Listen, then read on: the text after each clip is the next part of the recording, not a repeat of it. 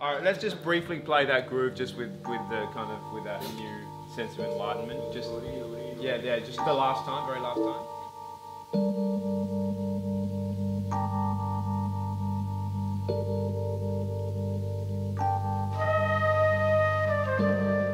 I'm a composer, a producer and a bass player, based here in Adelaide.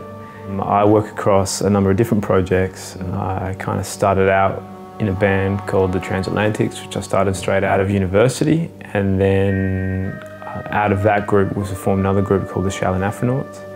And I now also work under my own name with a number of artists kind of internationally.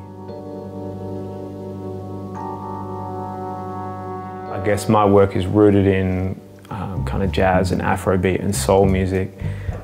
I don't think it's kind of really limited to those genres either. I try to create music that is relevant to now, and whenever you're doing that, it's often kind of quite hard to define exactly what you do. I guess those styles that I mentioned before really form the kind of the basis of everything that I do. That's kind of my jumping off point to my music now.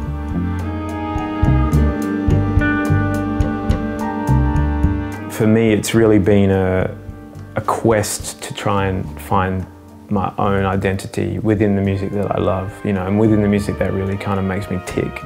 I've been really lucky to have been able to have gotten a great deal of support from Carclo Youth Arts and Arts SA to be able to pursue that, which has been something that's been very important to me. So I've been able to travel quite a lot and study with some amazing people, including Miguel Alva-Ferguson and Vardan Ovsepian, and through that have met some other truly incredible musicians that have helped to sculpt my music. And I've kind of gotten to a point where I've built recording projects out of kind of performance opportunities.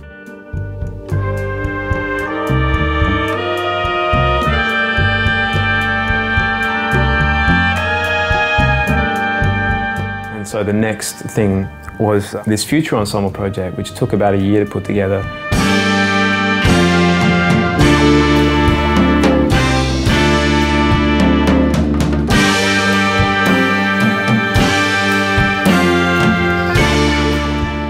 Having done 2 Shaolin Afronauts records, I really wanted to be able to represent some of my other influences. So I've grown up listening to hip-hop and electronic music all my life, as we all have, and so I wanted that influence, you know, that part of me to be able to be represented in a way that I didn't think was possible with the Shaolin Afronauts. And I'd also been wanting for a long time to work with a number of people who I admire a lot and who I'd known through Rebel and other things, and spending time in LA studying, one of which was Miley Manzanza, who's an incredible drummer from Electric White Hustle. And the other person was Mark de Clive Lowe, who ever since I kind of saw him do his thing, and if you've seen him do his thing, you know what I'm talking about.